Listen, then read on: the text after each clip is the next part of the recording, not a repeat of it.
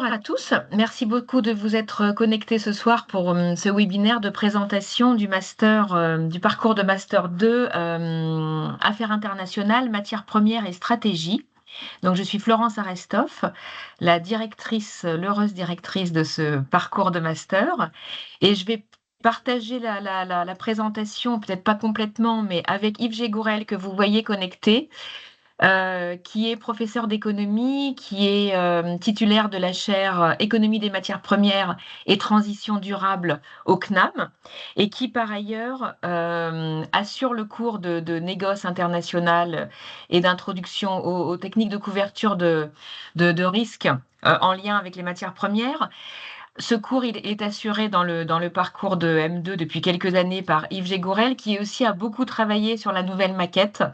Donc il sera plus à même que moi de vous en présenter la teneur et toute sa pertinence. Donc Yves, si tu veux bien, je commence par le contexte, par pourquoi les étudiants pourraient être intéressés par ce master. J'espère qu'ils vont l'être. Et puis je te passe la parole sur les enseignements que nous proposons. Ça te va? Avec plaisir, tu diffuseras la maquette? Je ne l'ai pas Oui, sous les yeux. tout à fait, tout à fait. Je D'accord. diffuserai la maquette. Alors, je partage mes diapos, enfin, ma diapo, pardon. J'espère que Parler, c'est vous... ça? Pardon? Je pense qu'il y a quelqu'un qui a peut-être son micro ouvert. Est-ce que vous voyez ma diapositive d'introduction, enfin de première page? Oui, très bien. Bien, merci beaucoup. Alors par contre, pourquoi ah voilà, je suis en plein écran. Donc, ce master 212, puisqu'à Dauphine, nos masters ont des numéros, s'appelle Affaires internationales, matières premières et stratégie. Peut-être que certains d'entre vous l'aviez repéré il y a quelques années, puisque jusqu'à cette année, et donc pendant des dizaines d'années, il a porté simplement le nom Master Affaires internationales. Et puis, avec Yves Légourel, dont je vous ai parlé à l'instant, nous avons souhaité modifier son intitulé pour qu'il soit davantage en adéquation avec les enseignements du master, en faisant apparaître le terme de matière première, puisque c'est un master qui a toujours fait le focus sur les matières premières. Et puis en changeant l'intitulé, nous avons aussi légèrement revu la maquette pour avoir un volet plus important en lien avec la transition énergétique. Donc je vais vous développer tout ça. Donc vous allez comprendre la philosophie de ce master, mais n'ayez crainte, ce master 212 reste le 212 dont la réputation n'est plus à faire, c'est-à-dire un master qui est toujours très orienté vers le monde de l'entreprise et un master qui est toujours destiné à vous former à tous les champs que recouvre le monde de l'entreprise, du marketing à la finance. Donc on a gardé ce volet, mais finalement en renforçant ce volet par un volet matières premières et un volet transition énergétique. Donc c'est l'ex 212 en mieux, pour être simple, pour faire simple. Donc quelques mots de contexte du master. Comme vous le savez, le monde dans lequel nous évoluons aujourd'hui, c'est un monde qui est confronté à de nombreuses mutations, des mutations technologiques, économiques, géopolitiques, environnementales. Et les matières premières, bien évidemment, elles se trouvent au cœur de ces mutations, puisque les matières premières, elles nous sont fondamentales dans notre vie de tous les jours. Les matières premières agricoles, nous en avons besoin pour nous nourrir, et nous sommes 8 milliards d'habitants sur la planète qu'il faut nourrir. Nous avons besoin de gaz et d'électricité pour nous chauffer, pour nous déplacer. Et puis, nous avons besoin de cuivre, de cobalt, de lithium pour fabriquer nos téléphones portables, mais aussi pour toutes les innovations technologiques qui accompagnent la transition énergétique. Alors, la difficulté, c'est qu'aujourd'hui, qui produit des matières premières? Eh bien, des pays qui peuvent être plus ou moins stables politiquement, plus ou moins protectionnistes, et puis des pays qui se préoccupent plus ou moins de l'avenir de la planète. Donc vous le voyez, les enjeux sont colossaux et la question des approvisionnements en matières premières est une question qui est aujourd'hui fondamentale pour tous les pays du monde. Donc, ceci étant, vous, en tant qu'étudiant, vous avez derrière vous 4 années d'études. On va voir que, quelles que soient vos années d'études, vous serez les bienvenus dans ce master. Mais ce n'est pas encore mon propos. Pourquoi est-ce que vous pourriez choisir le master Affaires internationales, matières premières et stratégie? Alors, les raisons ne sont pas hiérarchisées, mais au vu de ce que je viens de vous dire, la première raison, ça pourrait être que vous recherchez une expertise importante dans le domaine des matières premières. Vous voulez en savoir plus sur le négoce de matières premières, sur son transport, sur le financement des matières premières, sur tout ce qui est gestion des risques. Ça serait une première motivation pour vous de choisir ce master, mais mon expérience me dit que c'est finalement cette motivation, elle est relativement limitée parce que très souvent, les étudiants en savent très peu sur les matières premières avant d'entrer dans le 212. Donc, je serais surprise que parmi vous, nombreux soient ceux qui aient déjà cette envie de travailler dans ce secteur. L'envie va vous venir au fil des mois de master, j'en suis convaincue. La deuxième raison, c'est que vous voulez maîtriser davantage les enjeux actuels de la transition énergétique. Et vous verrez que dans notre maquette d'enseignement, on a un gros volet sur la transition énergétique. Vous voulez en savoir plus sur les stratégies de sécurisation des approvisionnements, sur la question du recyclage, sur l'éco-conception. Donc, sur toutes ces questions qui sont centrales dans une optique de décarbonation de notre monde. Vous pouvez aussi avoir envie de faire le 212 parce que vous recherchez une formation pluridisciplinaire et ça reste l'atout du 212, c'est-à-dire qu'on considère que vous avez déjà un gros bagage derrière vous en économie pour les M1 économie, en droit pour les juristes, en finance pour ceux qui ont fait de la gestion ou de la finance, etc. Et que vous avez envie d'une 5e année qui vous ouvre sur le monde de l'entreprise, sur les fonctions clés de l'entreprise à l'international. Il y a quelqu'un qui a son micro ouvert, peut-être si vous pouvez le fermer? Merci. Donc la formation pluridisciplinaire, ça reste l'ADN du 212. On en reparlera. Et puis vous pouvez avoir des raisons plus soft d'être tenté par le 212. D'abord, le 212, c'est un très vaste réseau d'alumni, puisque le 212 existe depuis 1976, donc c'est un des plus vieux masters de Dauphine.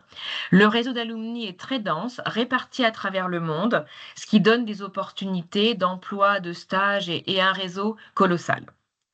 Le 212, c'est aussi une vie associative très riche en événements et ça, les étudiants de la promotion actuelle, s'ils ont pu se connecter, vous en parleront tout à l'heure pour vous expliquer les événements que l'association du master organise et puis comment cette association se compose, se constitue, comment est-ce qu'elle se gère. Pour vous donner pour vous dire 2 mots des événements de cette année 2024-2025, les étudiants organisent un colloque qui portera sur la dédollarisation, qui aura lieu le 13 mars prochain à Dauphine. Donc, si ça vous intéresse, vous êtes les bienvenus. Le colloque de l'année dernière portait sur l'agriculture européenne, celui d'il y a 2 ans portait sur les métaux critiques et les terres rares, celui d'il y a 3 ans sur les câbles sous-marins. Donc, vous voyez, les sujets sont très variés, choisis exclusivement par les étudiants. Les étudiants de l'association du master s'organisent aussi un voyage d'études qui est totalement autogéré et autofinancé par leur recherche de subventions auprès d'entreprises. Et ce voyage d'études, il a lieu pendant 2 semaines au cours des vacances de Pâques. Cette année, ils devraient partir en Chine. L'an passé, ils sont allés au Vietnam, il y a 2 ans au Brésil. Et à chaque fois, au cours de ces voyages, l'idée est de rencontrer des entreprises en lien avec le master, parfois des alumni, rencontrer évidemment les membres de l'ambassade, de Business France, etc. Et puis, l'association du master organise aussi des afterworks. Parfois, nous sommes invités, les enseignants, parfois pas. Et quand nous sommes invités, en tout cas pour moi, c'est toujours un grand plaisir de voir dans un autre contexte les étudiants actuels. On n'est pas dans une salle de cours, mais dans un bar parisien, donc c'est quand même bien plus sympa. Et c'est aussi l'occasion toujours de revoir les alumni qui n'hésitent pas à participer à ces afterworks. Voilà.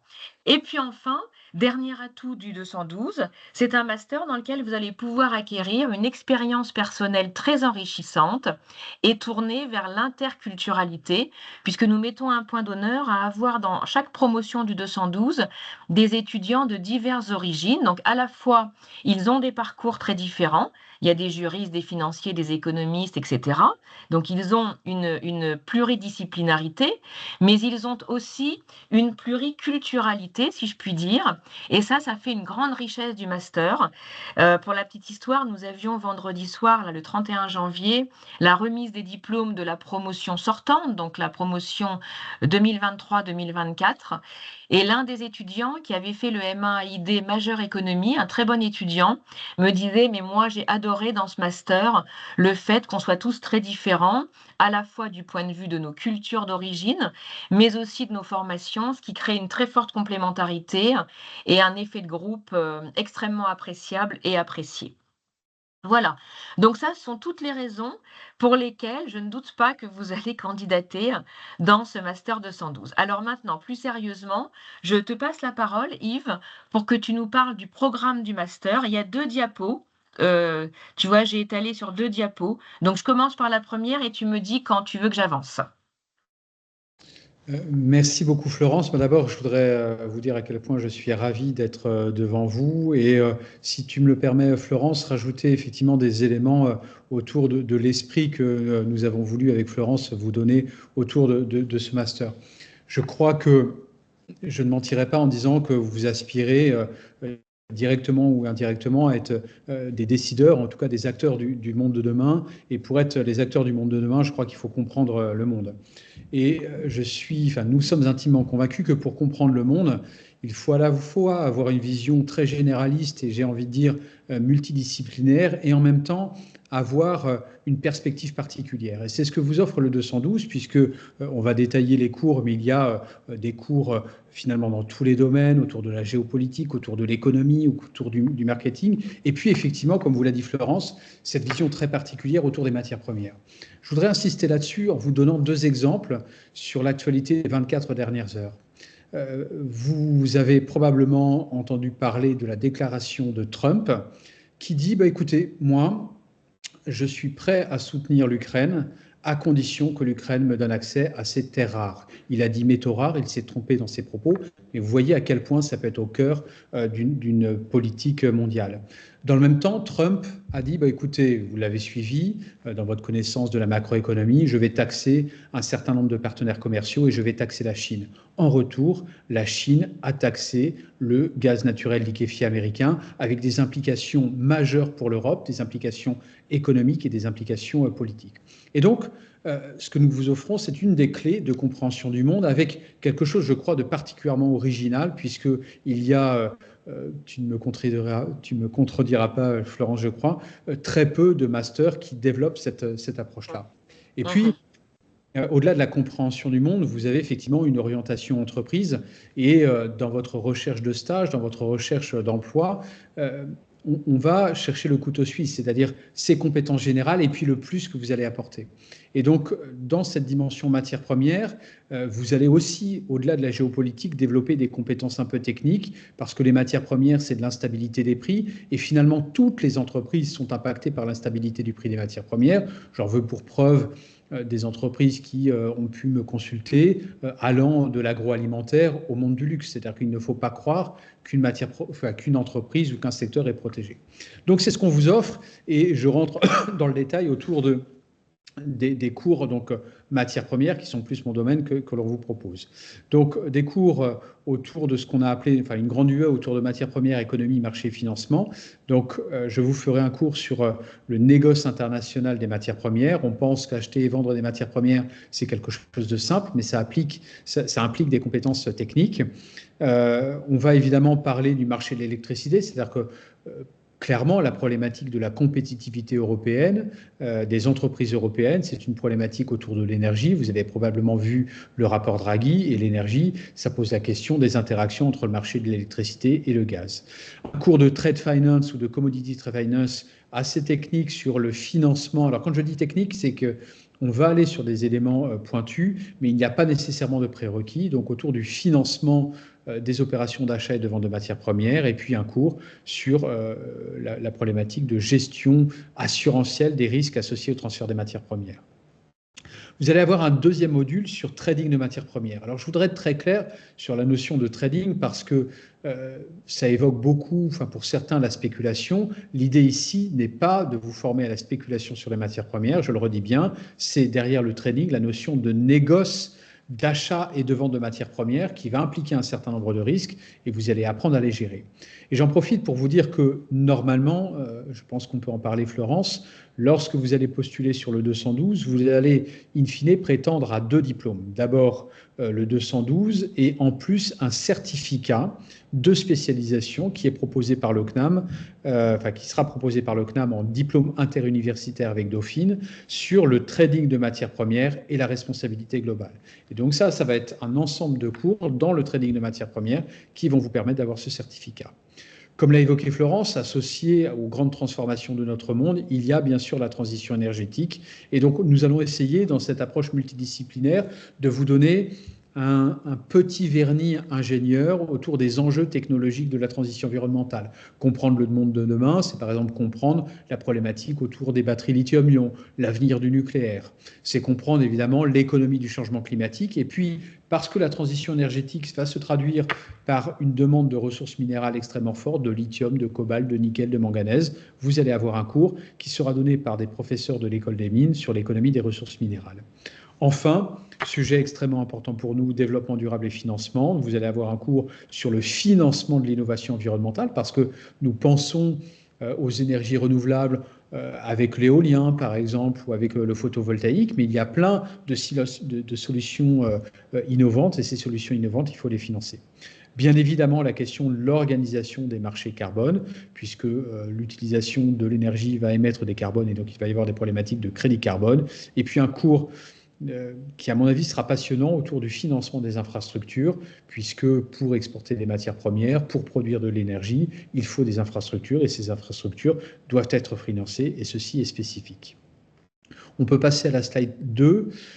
Alors là, vous allez le voir, on revient aux compétences plus générales. Donc je le redis, le 212, on vous parle de matières premières, mais l'approche générale, complète, en fait, stratégique du monde, vous l'avez ici, autour de cours sur les stratégies financières, autour de cours sur le développement financier international, et puis ce que nous avons intitulé Enjeux du monde contemporain, donc le cours de Florence autour de mondialisation et stratégie internationale des entreprises, globalisation, un cours qui plaît énormément sur globalisation et gestion de l'information, un cours de géopolitique internationale, donc vous voyez que entre le cours sur enjeux technologiques de la transition environnementale et géopolitique internationale, il y a un foisonnement. Donc ce cours, c'est pareil, il est assez extraordinaire puisqu'il est donné par une ancienne ambassadrice, notamment en Indonésie, donc il va vous offrir une vision assez, me semble-t-il, incroyable, des compétences en droit qui nous semblent essentielles pour votre réussite, et puis ce qu'on a appelé expertise professionnelle, c'est-à-dire des intervenants qui vont, au gré de l'actualité, au gré des sujets, vous parler d'un certain nombre de sujets. Et puis on revient sur le dernier module, je suis un peu rapide, mais je pense que c'est important de laisser la place aux questions, autour des connaissances de l'entreprise, des cours sur le marketing, des cours sur le management, et puis un nouveau cours sur la RSE qui sera donné par quelqu'un de chez Deloitte. Et l'idée, c'est évidemment de faire entrer tous ces cours en résonance. Il va y avoir une multiplicité d'intervenants, mais tout ça, c'est pour construire votre vision stratégique et construire évidemment votre stratégie à l'emploi.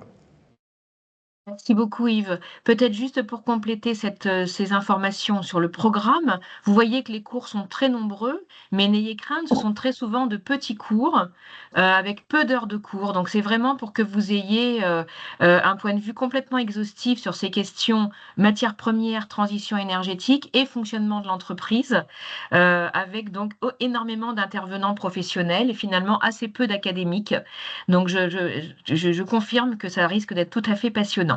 Et puis l'année se termine par un stage, un très long stage, puisque ce master n'est pas en alternance. J'anticipe les questions qui arriveront probablement tout à l'heure. Ce n'est pas un master en apprentissage, mais c'est un master dans lequel la plupart des étudiants font un stage de 6 mois, puisqu'ils peuvent commencer leur stage dès le mois de mai, et le stage doit se terminer en décembre au plus tard.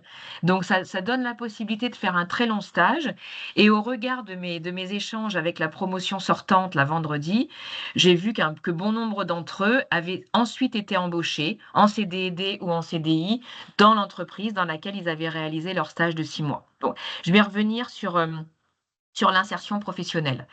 Alors, quelques mots sur notre promotion actuelle, ce qui va vous permettre de confirmer tout ce Nous avons une promotion actuellement de 26 étudiants qui est effectivement bien pluridisciplinaire puisque, comme vous le voyez, leurs parcours d'origine sont très variés. Dans cette promotion actuelle, 13 étudiants viennent du M1 Affaires internationales et développement, avec un petit peu plus d'étudiants qui viennent de la majeure économie, mais sans que ce soit particulièrement un choix de notre part. C'est juste que les étudiants de majeure économie sont plus nombreux. Mais pour le 212, nous n'avons pas de préférence entre les 3 majeurs. Les 3 majeurs nous conviennent parfaitement et donc dans la promo actuelle, nous avons aussi des étudiants qui avaient fait la majeure développement durable et des étudiants qui avaient fait la majeure piste 10. Par ailleurs, nos étudiants peuvent venir de formations économiques hors Dauphine ou de formations en gestion, Dauphine ou pas Dauphine, d'écoles de commerce, de formations juridiques, de formations financières, de Sciences Po. Nous n'avons pas d'école d'ingénieurs cette année, mais nous en avions les années précédentes. Pour vous donner une idée du fait qu'il n'y ait vraiment pas de prérequis comme Yves l'a bien indiqué, l'année dernière, nous avions une étudiante qui venait de Normal Sup Lettres. Donc elle, en finance, évidemment, elle partait de zéro, mais les enseignants le savent. Ils savent qu'ils ont devant eux des étudiants de différentes origines en termes de formation, et donc ils s'adaptent. Et un des atouts du master, c'est aussi que cette diversité d'origines génère beaucoup d'entraide entre les étudiants. Celui qui a fait un M1 finance, bien évidemment, il va aider ses camarades en finance. Le juriste va aider ses camarades en droit, l'économiste en économie, etc. Donc ça crée aussi une très forte cohésion entre les étudiants. Et puis enfin, je vous ai parlé de la multiculturalité ou de l'interculturalité. Vous le voyez, les origines de cette année, Espagne, Madagascar, Maroc, Tunisie, Turquie. Et chaque année, nous avons vraiment des étudiants issus de différents pays. Alors, quelques mots sur l'insertion professionnelle avec des chiffres de l'enquête qui a été réalisée sur les diplômés de 2022. Nous n'avons pas d'enquête plus récente réalisée par la direction de la vie étudiante de Dauphine. Donc, bien sûr, en 2022, c'était encore l'ancienne mouture du 212, mais vous l'avez vu avec la description des enseignements qu'il vous a faite, on retrouve beaucoup d'enseignements que l'on avait déjà dans l'ancienne version du 212. Donc, les secteurs d'activité auxquels vous pourrez prétendre ne sont pas différents de ceux auxquels les promotions précédentes ont pu accéder. Donc, vous voyez que nos promotions précédentes, elles ont occupé des emplois dans le financement et le négoce de matières premières, dans le développement durable, dans la finance, dans le conseil. Beaucoup d'étudiants intègrent des cabinets de conseil, dans le secteur juridique, cabinet d'avocats pour les juristes ou services juridiques des grandes entreprises. Et puis, vous voyez qu'en termes de secteur d'activité, eh bien, ils vont travailler dans les banques, dans les entreprises ou les PME à vocation internationale, dans les cabinets ou chez des négociants en matières premières. Ces listes ne sont pas exhaustives, bien évidemment. Mais ça vous donne une petite idée et vous voyez que c'est un master. Je ne sais pas si on l'a déjà dit ou si on a déjà assez appuyé sur ce fait, mais ce master 212 est très orienté secteur privé. Alors, quelques indicateurs, toujours pour les diplômés de 2022. 75% des étudiants ont trouvé un emploi avant l'obtention de leur diplôme, 100% dans le secteur privé. 100% ont trouvé un emploi en lien avec leur niveau de qualification. La rémunération moyenne, vous le voyez, est très correcte, 4 500 € par mois. J'ai plus le souvenir si c'est brut ou net, mais même si c'est brut, ça reste une très belle rémunération. Et 87% de nos étudiants s'estiment satisfaits ou très satisfaits de l'emploi qu'ils occupent. Alors, juste un petit bémol sur ces chiffres. Comme vous le savez, et là je parle plutôt aux économistes parmi vous qui sont là ce soir, tout le monde ne répond pas à une enquête. Et donc, ce serait faux de vous dire que toute la promotion 2022 a répondu à cette enquête emploi qu'ils ont reçue de la part de la direction de la vie étudiante. Donc, dans mon souvenir, il y en a à peu près 1 sur 2 qui ont répondu. Donc, évidemment, ces chiffres-là sont soumis à un biais de sélection. Ceux qui ont répondu sont peut-être des étudiants qui avaient particulièrement bien réussi leur insertion professionnelle. Donc, à prendre avec précaution, mais ce biais de sélection existe pour toutes les formations dauphinoises et le 212 présente malgré tout des indicateurs de très très bonne qualité. Alors, je termine sur la candidature. En termes de timing, oui, ça va, on est bien.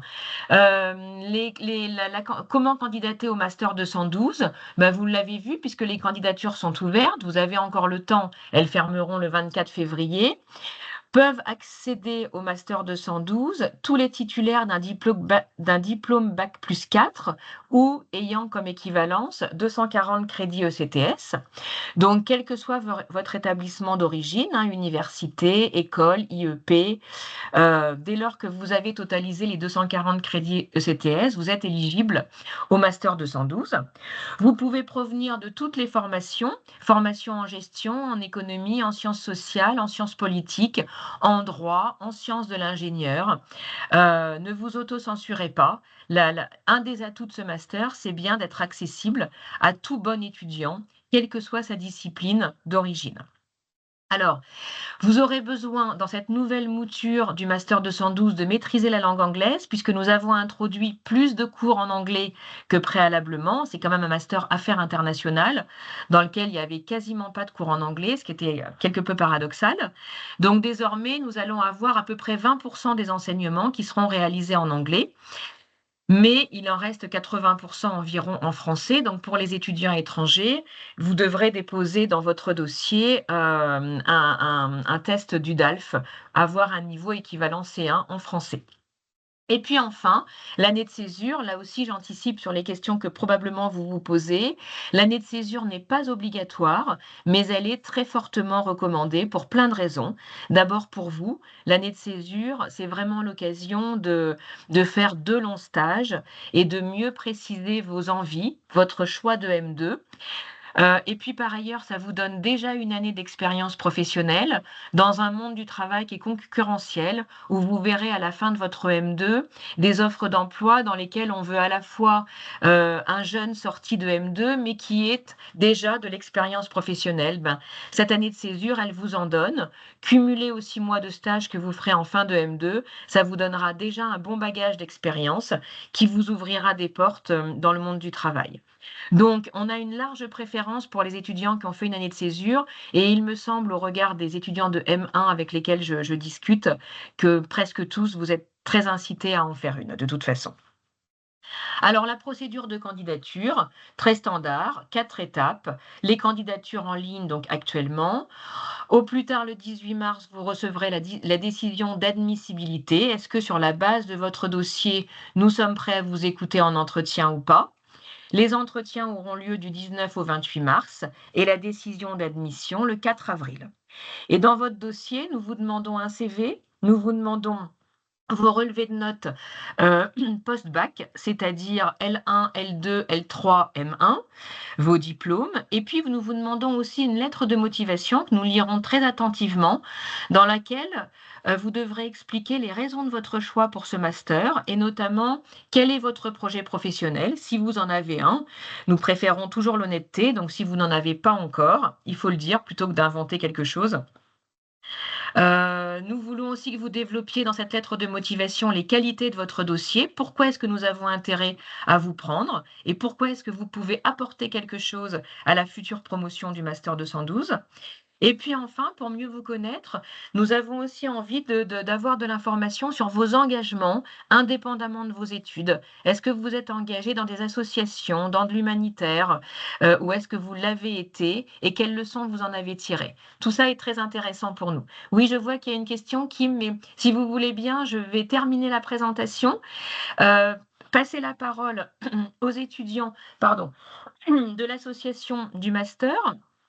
Est-ce que vous êtes connectés, les étudiants, pour que je vous laisse parler sur votre association? Les Oui. étudiants de la promo actuelle, oui? Alors, Je vous en je vous prie. donne juste une info. J'ai 4 diapos, donc je vous propose de les présenter. Je vous laisse la parole. Donc, je vous donne juste une petite idée, comme ça vous me direz quand passer à la diapo suivante. Donc celle-ci sur un petit peu l'origine, les événements clés, la composition du bureau et puis les pôles. Donc, je vous laisse la parole sur la première. Mhm. Alors déjà, bonjour à tous. Merci d'être là. Donc, on est trois de la promo actuelle à être présents ce soir. Julie à ma droite, Jorge qui est également présent sur le Teams et moi-même, Kylian. Sur l'association du master, il faut savoir qu'elle prend une part importante de l'année, enfin, elle fait vraiment partie de la construction du master.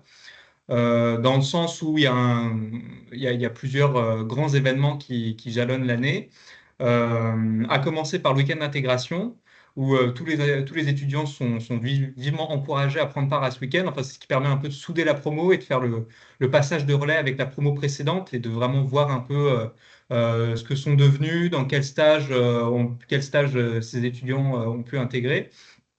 Donc, enfin, voilà, tout au long de l'année, l'association prend une place. C'est pas juste un moment au début ou à la fin de l'année. C'est pas juste on va prendre un verre pour célébrer la fin des examens. C'est plus important que ça. Et donc voilà, vous voyez sur la slide les événements clés d'AIDA, le week-end d'intégration, des dîners avec les professeurs, le colloque qui va d'ailleurs avoir lieu en mars prochain. Le, le 13 mars, si je dis pas de Oui, c'est ça. bêtises, c'est ça. Voilà, donc le 13 mars à Dauphine, il y aura notre colloque annuel. Et l'année se finit par le voyage de fin d'études. Cette année, la promo part en Chine, si tout va bien. Voilà. Alors, On peut peut-être. j'avance peut-être. Oui, oui, oui. Merci. Ben, c'est un peu redondant, cette diapo-là, j'ai l'impression Oui, que vous oui. avez déjà tout dit, Kylian. Alors, peut-être le bureau? Voilà, bon, je vais présenter le bureau, puis après je laisserai la parole à mes camarades pour présenter les différents pôles de l'asso auxquels ils appartiennent. Donc moi, je suis le secrétaire général pour cette année.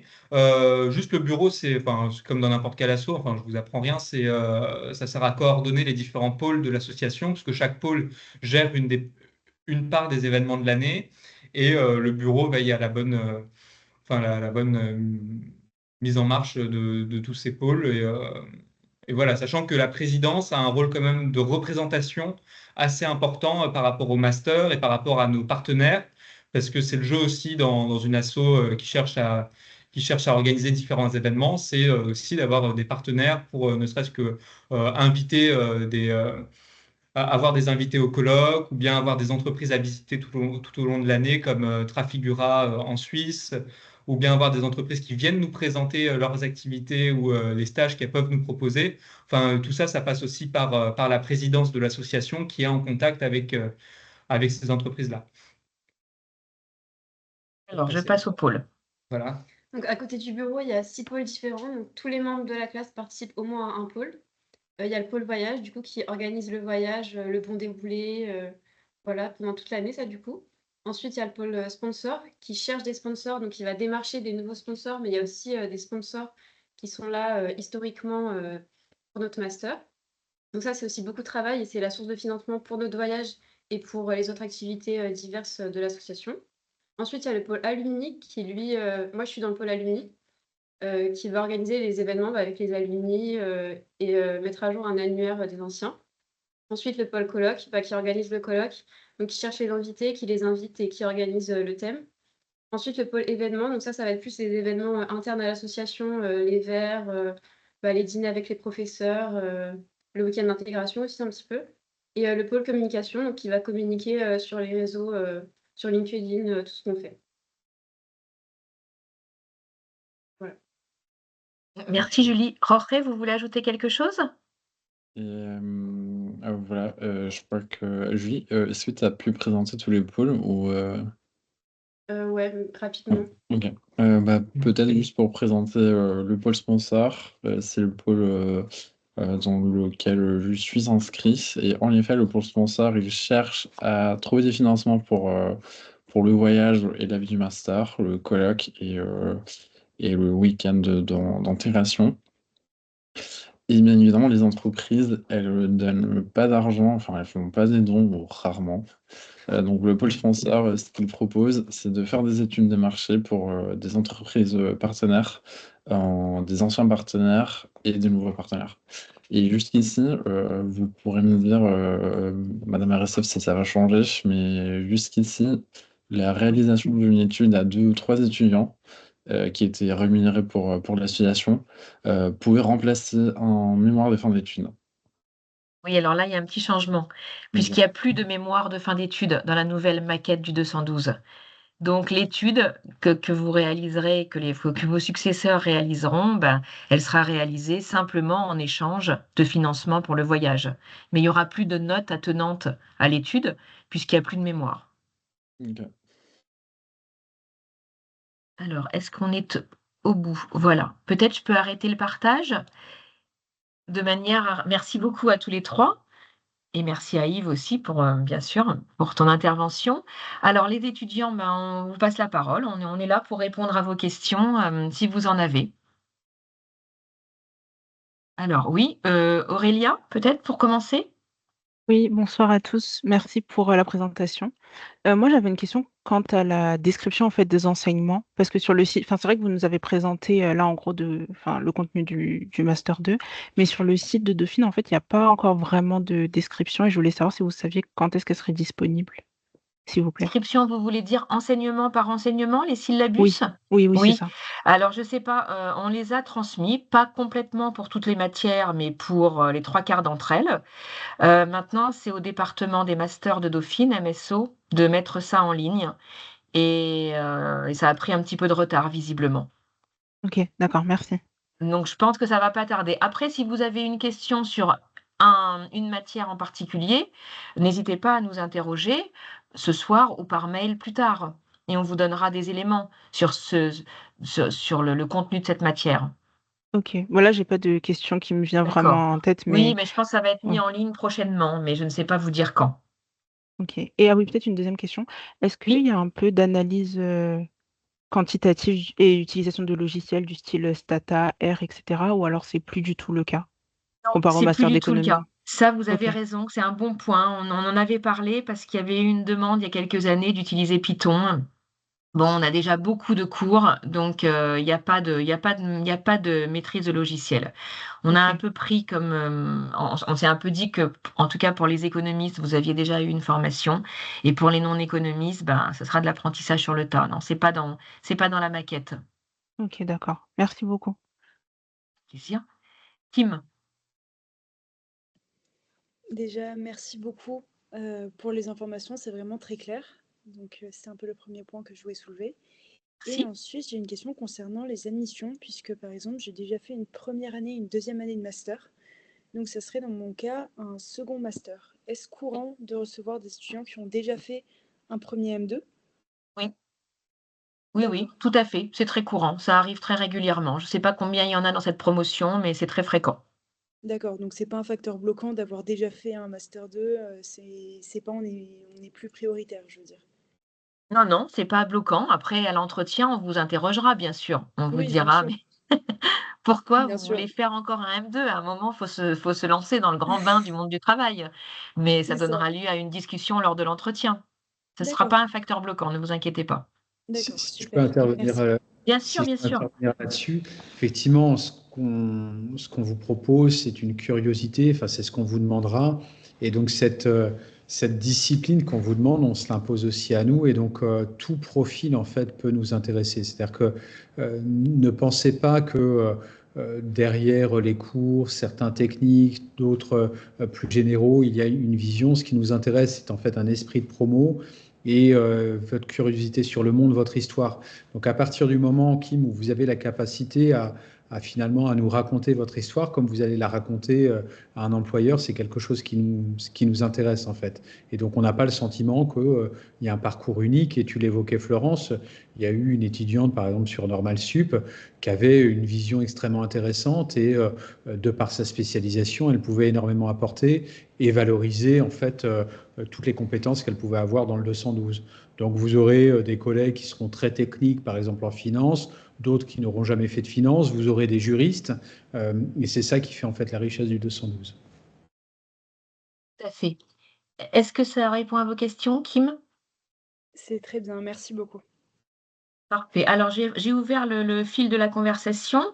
Donc, Marie-Lise, y a-t-il une sélection des étudiants déjà issus du MAID? Doivent-ils eux aussi faire un dossier pour y entrer? La réponse est oui. Oui, mais grand oui. Surtout faites un dossier, sinon vous n'aurez pas de master 2, hein. Enfin, vous n'aurez pas. Vous aurez, mais pas forcément celui que vous voulez. Donc, bien sûr, il faut faire un dossier. Et pour les étudiants, je le dis particulièrement pour les étudiants de Dauphine, qui souvent omettent de faire 3 choix. Vous avez 3 choix de M2. Donc, faites véritablement vos 3 choix par ordre de préférence. Votre choix 1 étant le master que vous préférez. N'ayez pas de stratégie. Parce que si vous êtes pris dans votre choix 1, vous devrez aller dans votre choix 1. Il y a une machine après, une moulinette qui tourne. Donc, mettez vraiment en premier choix le M2 qui vous plaît le plus, puis deuxième choix, puis troisième choix. Donc oui, même pour les étudiants du M1ID, il faut faire un dossier et utiliser absolument vos 3 choix. Parce que, pour être tout à fait transparente, mais j'imagine que la responsable de M1ID vous en a déjà parlé, puisque vous êtes entré en Master 1 Affaires internationales et développement, vous avez forcément une place dans un de nos 6 parcours de M2. Mais pas forcément, si vous n'êtes, admettons que vous n'ayez pas rempli de dossier. Ben là, on ne sait pas ce dont vous aviez envie. Donc, que fait-on? On se réunit autour de la table, les 6 responsables de M2, et on dit, voilà, cette étudiante n'a pas fait de dossier, qui est d'accord pour la prendre? Et on regarde en fonction de vos notes, etc. Mais donc, peut-être que vous allez être prise dans un master qui ne vous plaît pas. Et si vous n'avez fait, même si vous avez fait vos 3 choix, mais que vous n'êtes pas prise dans aucun de vos 3 choix, là encore, on se réunira autour de la table et l'un d'entre nous va choisir de vous prendre, mais pas forcément. On va essayer de répondre à vos attentes, mais pas forcément, parce qu'on peut déjà avoir notre quota d'étudiants.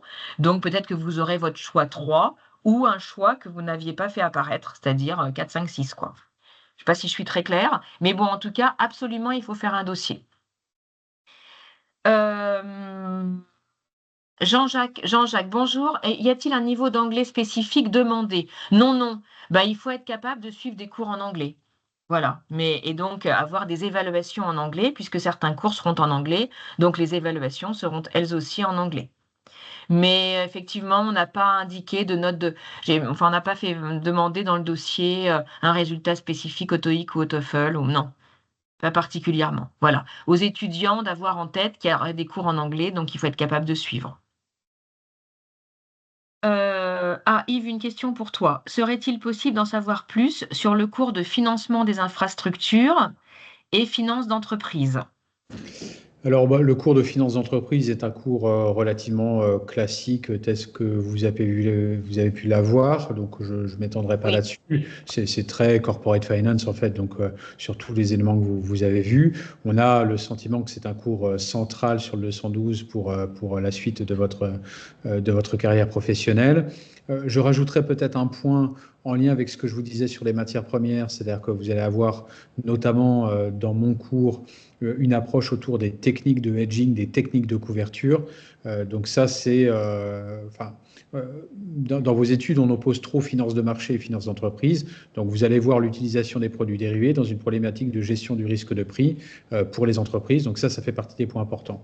Le cours, merci de l'avoir remarqué, le cours sur financement des infrastructures, c'est un cours dont on est assez fier, qui est assez original, je pense, dans le panel, qui sera donné par un grand spécialiste de cette question-là, sur un fonds d'investissement français spécialisé sur les infrastructures. Il y en a pas 10 000. Donc l'idée, c'est de voir toutes les spécificités sur le financement des infrastructures portuaires, des infrastructures énergétiques. Et puis, on fera un lien avec les matières premières autour du financement, par exemple, des mines. Et ce cours pourra rentrer en écho avec le cours d'économie des ressources minérales qui sera donné par Mines Paris. Je complète parce qu'il y avait aussi, est-ce que ces cours permettent de s'orienter vers des carrières en project finance? Il y a un cours de project finance qui est donné par un opérationnel de l'IFC, de la Société financière d'investissement, que les étudiants ont découvert cette année et qui poursuit l'an prochain. Donc, vous aurez un cours sur cette thématique en plus. Alors, je reprends. Ça répond à vos questions? Oui, pardon, je me disais si je peux peut-être compléter. Je voulais juste te dire que même si le master Affaires internationales n'est pas un des masters finance de Dauphine, Eh bien, il n'empêche pas, c'est pas bloquant pour entrer dans une banque, que ce soit en stage ou en CDI. Moi-même, j'ai fait des stages en banque après mon M1 à ID. Donc, on n'a même pas besoin du M2 pour entrer dans une banque, faire un peu de finance. Ne vous inquiétez pas, même s'il n'y a pas le mot finance dans l'intitulé du master, ça ne ferme pas les portes des banques et des sociétés d'investissement. Merci Audrey, c'est une très bonne remarque. Kim et ensuite Augustin. Alors, excusez-moi, j'avais pas enlevé la main levée. La main levée. Ok, pas de souci, Désolée. donc pas de problème. Augustin alors. Bonjour, merci beaucoup pour votre présentation. J'ai compris que c'était un master avec beaucoup de matières et beaucoup de profils très différents au sein de vos effectifs. Et du coup, ma question, c'était de savoir comment est-ce que vous choisissiez le contenu des cours. Est-ce que l'approche elle est restée généraliste pour que ça reste accessible pour tous les étudiants? Ou est-ce que vous preniez vraiment le prisme des matières premières pour aborder le droit, la finance, etc. Écoutez, non, enfin, encore une fois, je pense que dans votre recherche de Master 2, il faut évidemment que ce Master 2 soit en adéquation avec ce que vous avez envie de faire, mais c'est aussi des masters où vous allez découvrir des choses. Et je le réaffirme avec force, votre capacité en fait à être polyvalent, c'est une compétence très rare. Je trouve que dans les universités, c'est quelque chose qu'on ne dit pas assez. On va insister sur la technicité, mais la technicité sans vision stratégique, celle qu'on vous propose dans le 212, elle ne va pas vous servir à grand-chose. Donc l'idée, c'est vraiment de nourrir cette vision stratégique et puis ensuite, vous irez piocher en fonction des domaines de compétences que vous avez envie d'avoir. Donc oui, on va beaucoup vous parler de matières premières. Demain, vous n'avez absolument pas envie d'aller dans les matières premières. Vous n'irez pas dans les matières premières. Vous aurez juste une richesse particulière et une identification sur cette compétence supplémentaire. Mais je le redis, demain, vous avez envie de travailler dans une ONG, dans les services de l'État, dans une entreprise. Il y a plein de façons d'aborder cette problématique-là. Elle vous sera plus ou moins utile, vous serez plus ou moins technique, mais elle sera toujours présente. Vous êtes à la direction des achats d'une entreprise.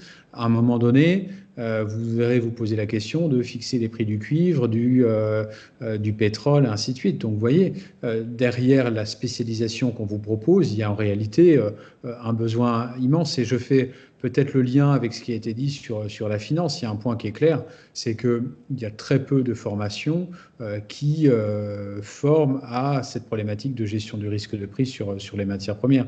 Donc demain, il suffit de dire 212, j'exagère un peu, hein, mais il suffit de dire 212 pour être pris dans une banque sur le trade finance, enfin le financement transactionnel sur les matières premières ou en salle des marchés. Vous voyez ce que je veux dire? Donc ça ne fait pas partie des critères absolus. Vous pouvez être généraliste, vous pouvez être technique, tout nous va. Merci beaucoup. Avec plaisir. Est-ce qu'il y a d'autres questions? C'est clair? Bon, si vous en aviez d'autres questions qui émergeaient ultérieurement, n'hésitez pas à nous écrire. Vous trouverez sur le site de Dauphine, en tout cas, mon adresse mail. Donc n'hésitez pas à nous envoyer des questions ultérieurement, si certaines vous venaient à l'esprit alors que la réunion est terminée. On va s'arrêter là alors, hein, s'il y a plus de questions. Merci à tous pour votre connexion. Il y a plus rien dans le chat, non, c'est bon. Merci à tous de vous être connectés et puis j'espère au plaisir de vous revoir très bientôt dans le cadre des entretiens. Merci Au revoir. beaucoup. Merci beaucoup, bonne soirée. Merci beaucoup.